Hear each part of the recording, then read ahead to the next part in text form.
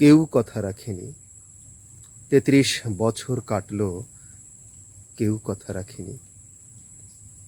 ছেলেবেলায় এক বষ্টমী, তার আগমনী গান হঠাৎ থামিয়ে বলেছিল, শুক্লা দ্বাদশীর দিনে ওই অন্তরাটুকু শুনিয়ে যাবে। তারপর কত চন্দ্রভোগ আর অমাবস্যায় সে চলে গেল, কিন্তু সে বষ্টমী আর এলো না। ২৫ বছর প্রতীক্ষায় আছি। মামাবাড়ির মাঝি নাদের আলী বলেছিল, বড় হও দাদা ঠাকুর, আমি তোমাকে ৩ প্রহরের বিল দেখাতে নিয়ে যাব, যেখানে পদ্মফুলের মাথায় সাপার ভ্রমর খেলা করে। নাদের আলী, না, আমি আর কত বড় হব? আমার মাথা এই ঘরের ছাদ ফুঁড়ে আকাশ স্পর্শ করলে তারপর তুমি আমাকে ৩ প্রহরের বিল দেখাতে নিয়ে যাবে? একটাও রয়্যালগুলি কিনতে পারিনি কখনো। লাঠি লজেন্স দেখিয়ে দেখিয়ে চুষেছে লস্কর বাড়ির ছেলেরা।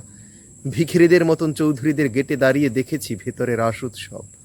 অবিরল রঙের ধারার মধ্যে সুবর্ণ কঙ্কন পরা ফর্সা রমণীরা কত রকম আমোদে হেসেছে। এই আমার দিকে তারা ফিরেও চায়নি। বাবা আমার কাঁধে হাত রেখে বলেছিল, দেখিস একদিন আমরাও। বাবা এখন অন্ধ, আমাদের দেখা হয়নি কিছুই। সেই রয়্যালগুলি, সেই রাস উৎসব, সেই লাঠি লজেন্স আমায় কেউ ফিরিয়ে দেবে না। বুকের মধ্যে সুগন্ধি রুমাল রেখে বরুণা বলেছিল, যেদিন আমাকে সত্যিকারের ভালোবাসবে সেদিন আমার বুকে ওইরকম আতরের গন্ধ পাবে। তো ভালোবাসার জন্য আমি হাতের মুঠোয় প্রাণ নিয়েছি।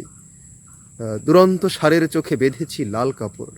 বিশ্ব সংসার তন্ন তন্ন করে খুঁজে এনেছি ১০৮টা নীল পদ্ম। তবু কথা রাখেনি বরুণা। এখনো তার বুকে শুধুই মাংসের গন্ধ।